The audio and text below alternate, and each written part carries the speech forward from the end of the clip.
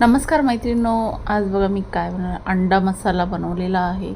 मस्त असं ढाबा स्टाईल अंडा मसाला। खूप सोपी रेसिपी आहे, तुम्ही नक्की पूर्ण रेसिपी बघा।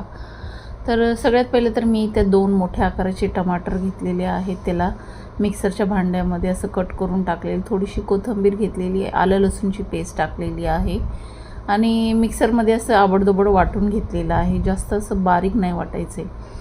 तर ह्याच्यामध्ये ना कांद्याचा बिलकुल वापर केलेला नाही आहे। खूप छान अशी भाजी होते। तर तुम्ही बघा मी कशी बनवते ते। आता इथं अंडे उकडून घेतलेले आहेत, त्याला मधून 2 भाग करायचे आहेत, बस एवढंच कट करायचं आहे अंड्यांना। तर इथं अंडे पण कापून झालेले आहेत। आता फोडणी मारायला घेऊया आपण। तर कढई ठेवलेली आहे गॅसवरती आणि तेल टाकलेलं आहे। जो आपण मिक्सरमध्ये मसाला वाटून ठेवला होता ना, तो टाकायचा आहे आणि तेल सुटेपर्यंत मसाला मस्त असा फ्राय करायचा आहे। नंतर त्याच्यामध्ये ड्राय मसाले टाकायचे। ड्राय मसाल्यामध्ये हळद, मीठ, थोडासा घरचा मसाला, काश्मीरी लाल मिरची पावडर आणि थोडासा गरम मसाला असं टाकलेला आहे। व्यवस्थित असं तेलामध्ये परतून घेतलेलं आहे। नंतर त्याच्यामध्ये अंडे टाकलेले आहेत। अंडे टाकल्यानंतर लगेच पाणी टाकलेलं आहे। आता पाणी तुमच्या हिशोबाने, तुम्हाला जशी ग्रेव्ही पाहिजे असेल तसं तुम्ही पाणी टाकू शकता।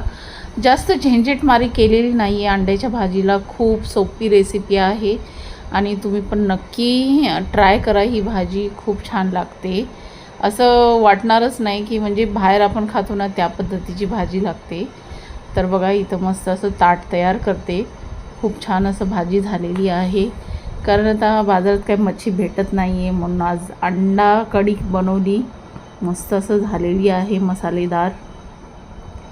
तर या चला तर तुम्ही पण खायला। आणि माझी ही रेसिपी आवडली असेल तर लाईक, शेअर, सबस्क्राईब करायला विसरू नका। कमेंट करून सांगा की तुम्हाला कशी वाटली ही माझी अंडा मसाला। तर मस्त गरमागरम भात, अंड्याची भाजी आणि चपाती, खूप छान असा बेत झालेला आहे। कधीतरी मच्छी न खाता अंड्याची भाजी पण खायची, छान लागते।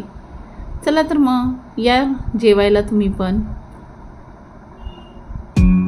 बाय।